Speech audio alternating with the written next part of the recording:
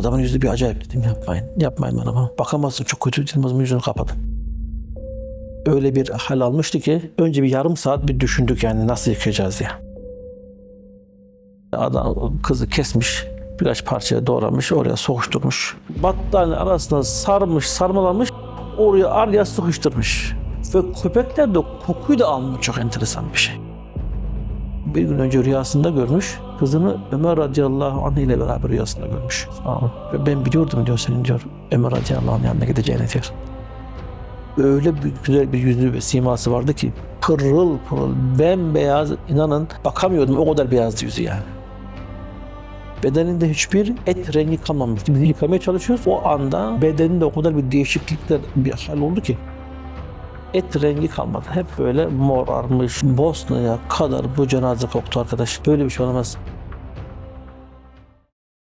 Sizi tanıyabilir miyiz? Benim ismim Salih Güler. Memleket Nevşehir, Ürgüp. 15 yıldan beri Almanya'da Müslüman kardeşlerimizin defniyle ilgileniyoruz. Hem Türkiye hem de dünyanın diğer ülkelerine nakiller gerçekleştiriyoruz. 8.000'in üzerine cenaze kaldırmışız. En zorlandığınız anlar hangileriydi? Ben yoldaydım. Telefon geldi. Dendi ki bir uçak düştü. O anda düşündüm, acaba Mısır Hava Yolları mı düştük acaba diye. Dedim 200 kişi, 300 kişi, artık çok büyük bir uçak. Ondan sonra haberi daha net bir şekilde almaya çalıştım. Bir Mısırlı bir kardeşimiz burada pilot olmak istiyormuş. Onlar pistte doğru inişe geçerken alttan tekrar küçük bir uçak kalkıyor ve havada çarpışıyorlar. Birisi Alman, birisi de kendisi o Mısırlı kardeş. Patoloji bölümüne, otopsi yapılan yere gittik. Cenazemize teslim olmak için. Oradaki patolojideki adam sordu, hangi cenazeyi istiyorsunuz diye. Uçak kazasındakine dedi, hangisini istiyorsunuz? Hangisini? Dedi ki o Mısırlı olanı. Dedi ki masanın üstünde. Masanın üstünde gerçekten böyle bir ayrı bir haldeydi yani o cenazemiz. Torbaya sarmışlar. Lakin cenazeyi masaya koyduğumuzda öyle bir hal almıştı ki önce bir yarım saat bir düşündük yani nasıl yıkayacağız diye. Şimdi dinen beden hepsi burada. Kafa burada, beden burada, kol burada, ayak burada. Hepsi burada. Yıkamamız lazım. Lakin öyle bir toprağa saplanmış ki uçak kendisi de bütün bedenin, bütün kaburga kemiklerine olduğu gibi toprak girmiş yani tamamen. Uzuvları aynı yerinde değil, yani olması gereken yerde değil. Ve bu cenazemizi yıkarken bayağı bir arkadaşımızla beraber çalıştık, öyle söyleyeyim. Ama her halükarda en sonunda öyle güzel bir hale geldi ki maşallah. Ailesi dahi gelip sonra cenazeden vedalaşabildiler. O en büyüklerden bir tanesi. Aslında çok güzel bir tecrübeydi, onu ifade etmem lazım. Çünkü artık bundan sonra hangi cenaze gelirse gelsin bizim için sıkıntı yok. Bir gün bir arkadaşımızın cenazesini, kızının cenazesini kaldırdık. Aslında cenaze evden çıkmış. Ama günlerce cenaze piyasada yok. 3 gün boyunca adam kızı almış gidiyor. Kardeşleri ablalarını arıyor. Anne baba abla kızlarını arıyorlar. Eve giriyorlar. Evde arıyorlar, bulamıyorlar. Telefonu kapalı, yok. Adam çocuğu çocuk bahçesinden, kindergarten'dan alıyor ve ondan sonra bir daha gelmiyor, gidiyor. Anlıyorlar ama bir şey olduğunu, ama bulamıyorlar, kız yok. Polis köpeğiyle geliyor. 3 kere polis köpeğiyle eve geldiği halde bulamıyor. 3. kez de kaleferin yanına, dibine, yatakla kalefer arasına kadını iyice yorgandan, battaniye arasına sarmış, sarmalamış, oraya araya sıkıştırmış. Ve köpekler de kokuyu da almış, çok enteresan bir şey. Adam kızı kesmiş, birkaç parçaya doğramış, oraya sokuşturmuş. Kan da yok etrafta. Oraya araya sok. Ama sonradan çok enteresan, Afganistan'a kaçsa dahi, ama onu Afganistan'da buluyorlar sonradan. Trafik kazasında bir tane çok sevdiğim bir abimizin kızı vefat etmişti. Kendisini bizim kış tatillerinde 2 haftalık Nürnberg tarafında herhalde. Orada bir Kur'an kursuna götürüyor. Gelirken erken bırakıyorlar. Ondan sonra baba beni alır mısın diyerekten babası da Münih'ten çıkıyor. İşten çıktıktan sonra yorgun Nürnberg'e gidiyor. Geri gelirken de yorgun düşüyor ve kaza yapıyor otobanda. Araba takla atıyor. Takla attıktan sonra da kızı arabadan fırlamış oluyor. Kendisine bir şey olmuyor ancak kızı orada vefat etmiş oluyor. Annesi de Türkiye'de bir ziyarette ve Almanya'daki evde de bir tane yaşlı bir baba var. Yani kayınbaba var. Abimizin kayınbabası aslında yaşlı. Herkes onun ölmesini bekliyor. Yani yaşlandığı için her an ölüm haberini bekliyorlar. Yenge hanım da Türkiye'den artık geliyor. Ve ev tıklım dolu, babasının vefat ettiğini zannediyor. Bir eve bir geliyor, bakıyor ki babam burada. Siz niye buradasınız? Niye arıyorsunuz? Bakıyor ki kız da vefat etmiş. geldiler yıkamak için, katıldılar ve bize şöyle diyor: siz kızımı niye yıkadınız? Onu kanlı kanlı gitmesini isterdim. O şehitti. O şehitti. O şehittir. Yavrum diyor, seni bir gün önce rüyasında görmüş. Kızını Ömer radıyallahu anh ile beraber rüyasında görmüş. Subhanallah. Ve ben biliyordum diyor, senin diyor Ömer radıyallahu anh yanına gideceğini diyor. O an bir acayipti yani. Subhanallah. Güzel kokan cenaze ile karşılaştınız mı? Bir gün bir telefon geldi Almanca olaraktan. Dedi ki babam vefat etti. Babamın defnini istiyorum. Dedim ki nereye defnedilmesini istiyorsunuz? Dedi ki Almanya. Dedim siz nerelisiniz? Almanım dedi. Dedim siz Müslüman mısınız? Evet ben Müslümanım dedi. Babanız da mı Müslüman dedim. Babam da Müslüman oldu dedi. Siz İzmir'e buraya gelin. Size daha güzel anlatabiliriz dedi. Çıktım gittim hastaneye. Baktım kapalı peçeli bir hanımefendi. Yanında bir kocası ve diğer aileler Alman. Yani Evangelik kilisesine bağlı olan Alman, hanımı Alman, çocuklar diğer evlatları Alman. Ve yatakta yatan Müslüman olmuş. Dedim bana bunu bir izah edin. Tam Rabbim hidayet verir ama nasıl olur bana bir anlatın. Dedi ki ben babamla bir papazımız var dedi. Onu da gelmesini istiyoruz dedi. Dedim o konuda sıkıntı yok, gelsin. Konuşacaksa konuşsun. Ama bizim 3-4 tane öyle konularımız var. Cenazemizi yıkayacağız, kefenleyeceğiz. Cenaze namazımızı kılacağız. Ve uygun şekilde defni gerçekleştireceğiz. Buna razı mısınız dedim. Geri kalan ek olarak ne yapmak isterseniz yapabilirsiniz. Buna razıyız dedi. Neyse artık orada bir hale var mezarlıklarda. Ve orada bir 15 dakika bir 20 dakika bir saat ayarladık. Ve burada kısa bir konuşma yapıldı.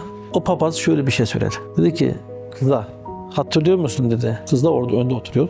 Hatırlıyor musun dedi. 17 sene önce bana gelerekten İslam hakkında soru sormuştun. Ve ben de bilmiyorum ancak biraz bana zaman ver, sana bir kitap bulup getireyim sana vereyim demiştim. Ve bir müddet sonra sana gittim bir kitap verdim ve sonra peşinden de sen Müslüman oldun dedi. Çok acayip bir hal ki dedi. 17 sene sonra beni arıyorsunuz ve tekrar diyorsunuz ki bana babam vefat etti ve o da Müslüman olmuştu. Cenazesine gelebilir misiniz? Ve defin esnasındaki biz Müslüman kardeşlerimizin kürekle mezarı kapatma halleri aslında tuhaftır. Yani Almanlara karşı terstir ama onlara tesir etti. Dedi ki ben daha böyle güzel bir şey görmedim. Çok enteresan. Papaz bana geldi dedi ki dedi, hakikaten dedi daha böyle güzel bir defin görmedim dedi. O cenazeyi yıkarken ismi Siegfried'ti. Öyle bir güzel bir yüzü ve siması vardı ki pırıl pırıl bembeyaz, inanın bakamıyordum, o kadar beyazdı yüzü yani. Bir cenazemiz vardı. O kendisi vefat etmeden önce annesi vefat etmişti. Annesini burada yıkarken acayip bir şekilde Allah'a isyan etmişti. Yani hareketi de böyle bir sanki gökyüzünde böyle bir hırçınlığı, böyle bir neden diye böyle bir Allah-u Teala'ya karşı böyle bir isyankardı yani. Çok feci bir şekilde biz yapma etme eyleme dediysek de bırakmamıştı.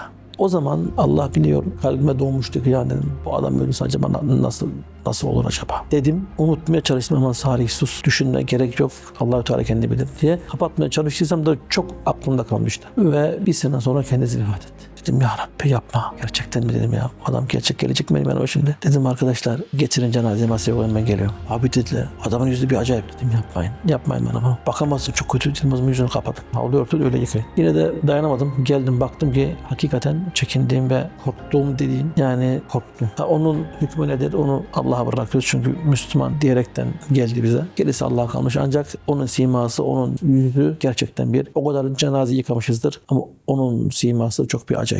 2023'te bir telefon geldi bize.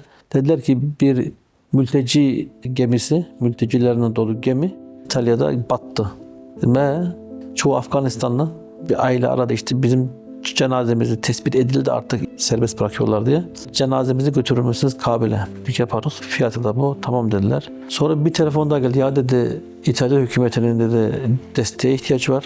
Siz burada birkaç tane cenazeler daha var. Bunlarda yardımcı olabilir misiniz? Kaç kişi vefat etti? Dedi ki 68 kişi. Bağlantıya geçtik İtalya hükümetiyle. Onlar bize toplam 28 tanesini verdiler. Biz buradan ne zaman ki hangi cenazeler kimlikleri tespit edildiyse ve ailelerini bulduysak onlar da bizden bağlantıya geçtiler. Biz teker teker buradan gittik. Oraya ta Çizme'nin Ökçesinde o gittiğimiz yer yani. Tek yön 1600 kilometreydi. Ama oradaki manzarayı bir görseydiniz cenazeleri toplanmışlar, tabutların içerisine koymuşlar. Bir basketbol salonuna yaymışlar böyle. Her bir cenazeye saygı göstermişler. Güzel bir şekilde isimlendirmişler. Tabutların üzerine çiçekler koymuşlar. Bir saygı usulüyle cenazeler orada hepsini yerleştirmişler. Bir tane çocuk vardı orada. Dedi ki anne babam hepsi öldü ben tek kaldım. Bir tanesi vardı. İşte ben kardeşimle gelmiştim, tek kaldım. Annem babam zaten savaşta ölmüştü. Ondan sonra nereye gideceksin sen şimdi? Ne yapacaksın? Bilmiyorum dedi yani. Bilmiyorum nereye gideceğim, ben de bilmiyorum. Almanya'ya kaçacağım diyordu. Ama Almanya'ya geçemeyeceksin belki şimdi. Bir türlü gideceğim diyordu yani. 100 küsur kişilik bir gemiymiş. İşte kaptan aslında düz giderken tam o anda polis onları görüyor. Buraya gel diyor. Sonra kaçmak isterken bir tane kayaya çarpıyor. Manevra yapıyor ve hızlandırıyor gemiyi. Bir an evvel varayım oraya diye. Hızlandıkça da suyu daha çok içine alıyor gemi. Ondan sonra batıyor. Aslında 150 metre, 100 metre önünde, yani sahile 150 metre kala batıyor gemi. Yani yüzmesini bilenler yüzüyor, yüzmesini bilemeyenler ölüyor yani.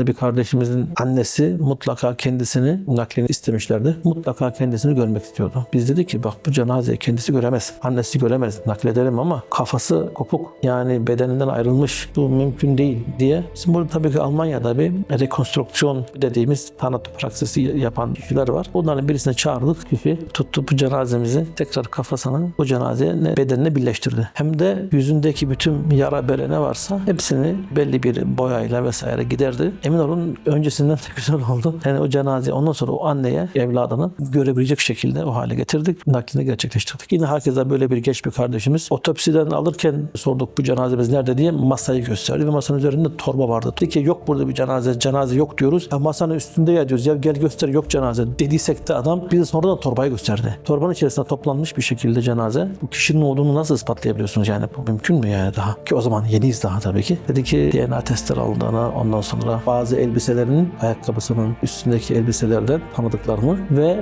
resimlere göre bazı çene altındaki et parçalarından veyahut da kulağının şeklinden tanıdıklarını ve ispatladıklarını, onun olduğunu test ediyorlar. O şekilde ispatlıyorlar. Herkese burada da zaten rekonstrüksiyon mümkün değildi. Tekrar o cenazeyi tabii ki mümkün değil yani. Aileye gösteremedik bunu. Halen bugüne kadar, bakın arada 12 sene geçmiştir. Bugüne kadar beni arayıp lütfen emin misin o cenaze benim oğlum muydu? Veyahut da kız kardeş arar der ki abi ben halen de kardeşimi rüyamda görüyorum. O hayatta olduğuna inanıyorum. Öldüğüne inanmıyorum. Emin misin o mudur diye. Hatta kardeşimin bir tanesi de bizim burada bir özel bir hastane var. Oraya yatırmışlar. Destek alıyor. Halen daha o günü unutamıyor. Çünkü bize gelecekti diyor. Bize gelecekken, eve geleceğini beklerken oradan haberi geliyor. Ve buna inanamıyorlar ama herkese yani gerçekten ailede göremedi. Gösteremiyorsun da. Yani onun için mutlaka cenazeleri biz tavsiye ediyoruz. Böyle bir kaza halde, ani bir ölümlerde vefat eden kardeşler varsa ilk derece akrabaları görmesinden yanayız. Ta ki kanaat gelsinler. Yoksa kapatamıyorlar ve bu vefat edip etmediğinin, yok o değildi diye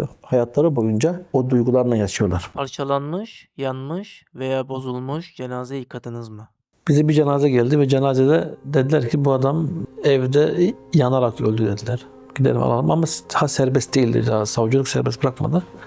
Sonra bir hafta sonunda özel otopsi, normal hafta sonunda otopsiler olmuyor da özel bir otopsi olaraktan bir içinde tanımış olduğumuz bir hanımefendi vardı. Dedik ki, direkt aradık onu. Dedik ona ya bu cenaze bittiyse bize haber et, gidip alalım. Ve daha gidip almadan önce bize dedi ki ya bu adamı dedi elini kesmişler dedi. Elini bileğinden kesmişler dedi. Çok enteresan böyle, haberiniz olsun, bir eli yok dedi. O anda ailesini aradık ve dedik ki biz şimdi gidiyoruz morga cenaze almaya ama haberiniz var mı cenazenin eli kesilmiş, eli mi yoktu diyoruz. Öyle mi diyor. Tutuyor mesela polisi arıyor onlarla. Şimdi asıl buradaki incelik, çok enteresan olan konu bu. Evi açan, kapıyı kıran itfaiye, polis. Ve bunu bilen, yani bu elinin olmadığını bilen tek bir kişi var. O da onu kesen. Polis öyle söylüyor sonra bize. Bizi bir aradılar. Aile şimdi nereden haber aldı diye. Bizi aradılar, siz nereden biliyorsunuz? Bizi bastılar mı şimdi? Polis bizi bastı. Geldik bizim ofise. Oturun dediler. Dedik dur sakin ol. Bize falan şu söyledi. Onu da söyleyeceğiz ama söylemek istemiyor. Kadın söyledi diye daha cenazeye gidip almadık daha. O anda hepsi bir anda kısa bir zaman içerisinde böyle. Ama artık söyledik dedik ya böyle. Ona hanımefendi biz de samimiyiz yani böyle. Biz işlerimizi hallediyor yani. Kolaylık sağlıyor bizlere.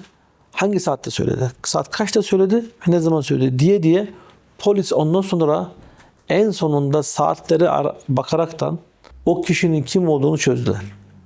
Böyle bir hallerimiz de oluyor. Gittik o cenazeye baktık. Arkadaş yıkasan nasıl yıkayacaksın? Kırılacak, kopacak. Öyle bir hal var.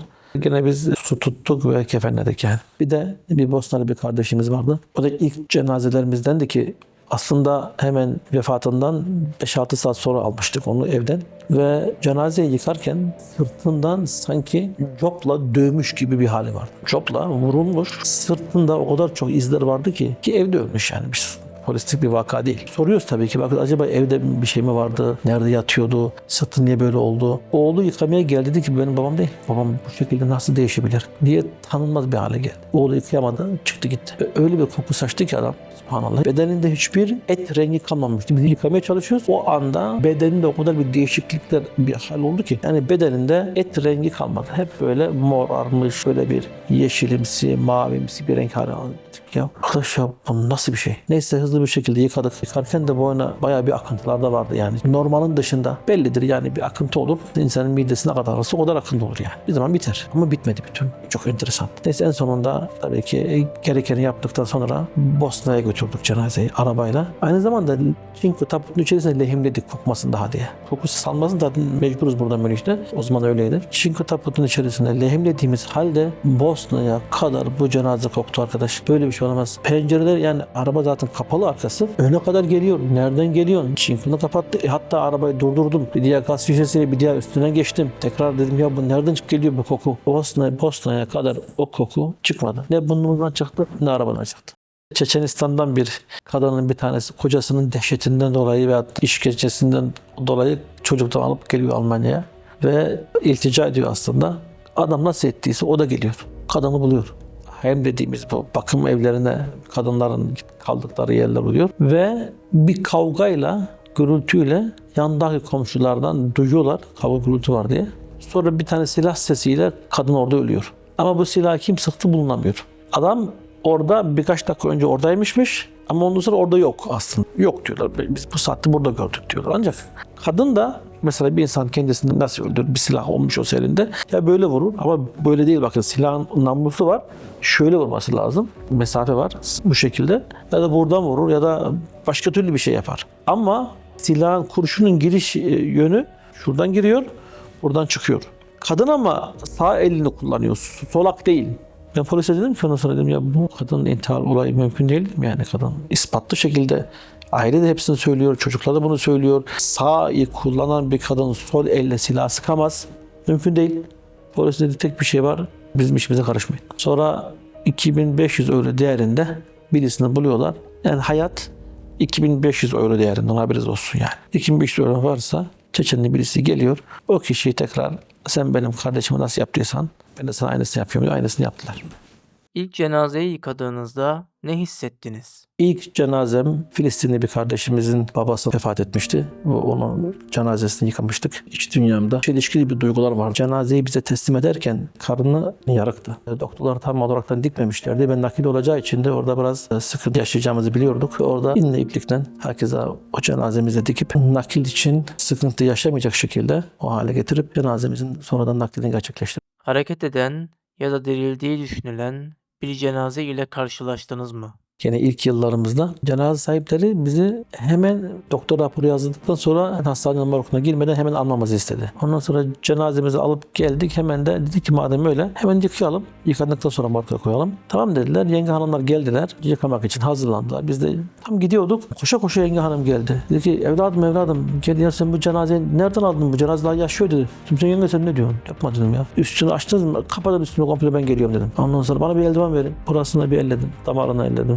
Baktım hakikaten atıyor. Bunu atıyor. Bileğine baktım bunu atıyor. Ne yapacağız? Bir soğuk su verdi yengeler. Bir sıcak su derken ayıkmadı. Baktık bir ayna getirdik. Nefesi var mı daha diye. Hem burnuna hem de ağzına bu şekilde tuttuk. Baktık nefes yok. Biraz bekledik. O son halleriymiş demek ki. Yavaş yavaş azaldı. O şekilde de beklediğimiz veyahut da korktuğumuz başımıza gelmedi öyle söyleyeyim. Cenaze yakınlarının yaptığı hatalar nelerdir? En büyük yaptıkları hata Allah'a isyan ediyorlar. Allah Subhanahu ve Teala'ya karşı neden ya Rabbi? Neden şimdi? Neden beni almadın onun yerine? Ya da beni al onun yerine gibi isyanlar, şirk koşmalar, kadere inanmamak gibi mutlaka tabii çok oluyor maalesef. Engellesek de, toparlamaya çalışsak da onun için aslında kendimizi şimdiden hazırlamamız lazım. Şimdiden ölümü hatırlayıp o an geldiğinde ne yapmam gerektiğini kendimizle sık sık konuşup ahirete inanmayı, yakinen ahirete inanmak gerekiyor. Ve bunu çalışmak lazım. Yani bunu çok konuşmak lazım. Ta ki gözümüzün önüne gelmesi lazım ahiret. Ve bu ölümün gerçek olduğunu çok hatırlaya ölümün gerçek olduğunu inandırmamız lazım kendimize. Biz inanıyoruz diyorsak da yakinen iman etmiş değiliz. Definden sonra cenazeyi kabirden çıkardığınız oldu mu?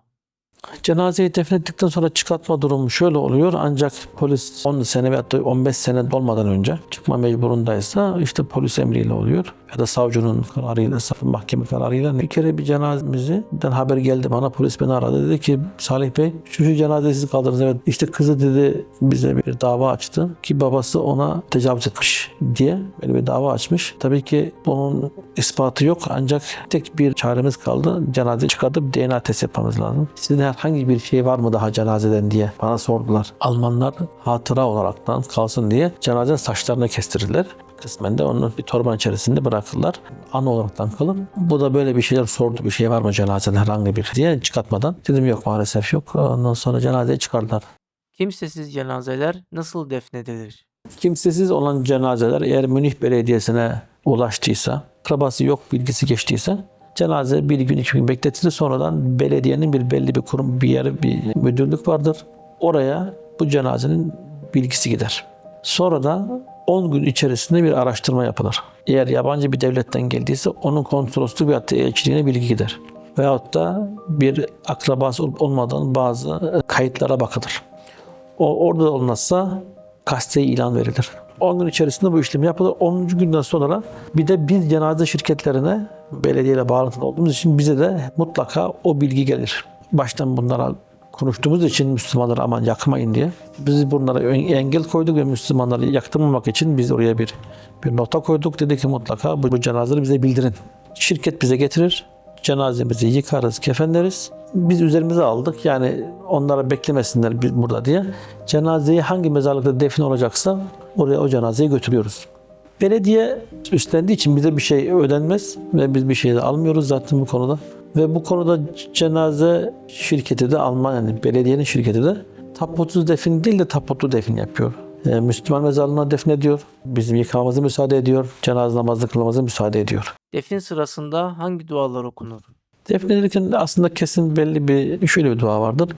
İndirirken Bismillahi ve ala milleti Resulillah diye indirilir. Ve toprak atarken de Peygamber Efendimiz sallallahu aleyhi ve sellem 3 toprak almıştır. Minha halaknakum ve fiha nu'idukum ve minha nukhrijukum taratan ukhra diye ayet-i kerimeleri okuyor.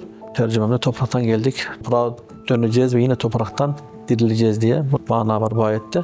Bu şekilde attıktan sonra bazı yine ihtilaflı konular var burada. Mezar başında Kur'an-ı Kerim okunur mu diye. Bizim açımızdan mutlaka da okunur. Şu manada okunur. Kur'an-ı Kerim bir nasihattır. Kur'an-ı Kerim bir mesajdır. Kur'an-ı Kerim direkt ölüye değil, ölünün etrafındakileri okuyoruz biz. Bir nasihat alalım, dinleyelim, kulağımıza gitsin, gönlümüze işlesin. Bir de Allah Subhanahu ve Teala'nın en çok sevmiş olduğu şey Kur'an-ı Kerim'dir. Kendi kelamıdır. Kelamını okuyup peşinden dua edeceğiz. Ya Rabbi senin en çok sevdiğin nedir? Kendi kelamını okuduk. Bunun hürmetine Ya Rabbi filan filan rahmetli muamele eyle Ya Rabbi. Hayalhanemin Almanya'da olması hakkında ne düşünüyorsunuz? Öncelikle tabii ki yapmış olduğunuz hizmet çok değerlidir. Allah razı olsun. Almanya'da olması sadece bazen de çok imreniyordum yani gördüğümde. Takip ediyorum. Tabii ki hiç düşünemezdim yani hayalhanemde biz de burada program yapabileceğimizi. Mutlaka devam edin. Değerli bir hizmettir. Yani eksikliktir. Burada Almanya'da da. Almanya'yı biz vatan etmemiz lazım. Diyorum şu manada. Zaten biz burada doğduk, büyüdük. Özellikle bizim bu nesil, biz buralıyız artık. Burada en güzel şekilde hizmet vermemiz gerekiyor. Ve hayalhanemde buna çok büyük katkı vereceğine inanıyorum. Devam edin böyle. Allah razı olsun.